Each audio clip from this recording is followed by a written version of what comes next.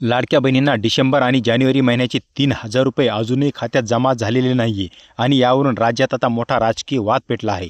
राज्यात महानगरपालिका निवडणुकीची आचारसंहिता लागू असल्यामुळे लाडकी बहीण योजनेचे पैसे देणे म्हणजे आचारसंहितेचा भंग आहे, असं काँग्रेस पक्षाचं म्हणणं आहे। तर काँग्रेसचा आरोप आहे की निवडणुकीच्या काळात पैसे देऊन सरकार मतदारांना प्रभावित करत आहे।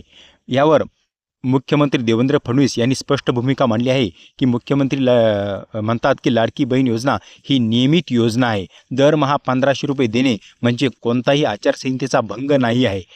पण दुसरीकडे लाडक्या बहिणी डिसेंबर व जानेवारीचा हप्ता कधी येणार यासाठी रोजच बँकेमध्ये चक्रा मारताना दिसत आहे। मोबाईलवर मॅसेज येतो का, लाडक्या बहिणीचे पैसे जमा झाले, हे आता एकमेकींमध्ये चर्चासुद्धा चालू आहे। हे पाहण्यासाठी महिला रोज आपली ही वाट पाहत आहे। एकीकडे आरोप प्रत्यारोप सुरू आहेत तर दुसरीकडे सामान्य महिलांना मात्र अजूनही उत्तर मिळालेलं नाही आहे। डिसेंबर जानेवारीचा हप्ता नेमका कधी येणार हा प्रश्न अजूनही अनुत्तरित आहे। पण यावर मुख्यमंत्री देवेंद्र फडणवीस म्हणतात की बहीण योजना ही नियमित योजना आहे। दर 1,500 रुपये देणे हे म्हणजे आचारसंहितेचा भंग नाही आहे। लाडक्या बहिणींना आम्ही त्या मकर संक्रांतीचा सण त्यांचा अत्यंत महत्त्वाचा सण असल्यामुळे आम्हाला हे पैसे त्यांना द्यायचे आहे आणि आम्ही दर महिन्याला त्यांना पैसे देत असतो। या अगोदरही नोव्हेंबर महिन्याचे पैसे आम्ही लाडक्या बहिणीच्या खात्यामध्ये टाकले, पण आता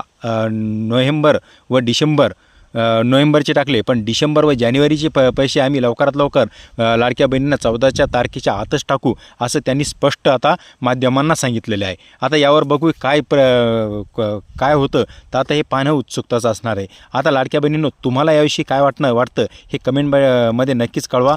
तसेच आपल्या कृषी माहिती या चॅनलला सबस्क्राईब करा, लाईक करा आणि इतरांनाही माहिती शेअर करा। धन्यवाद।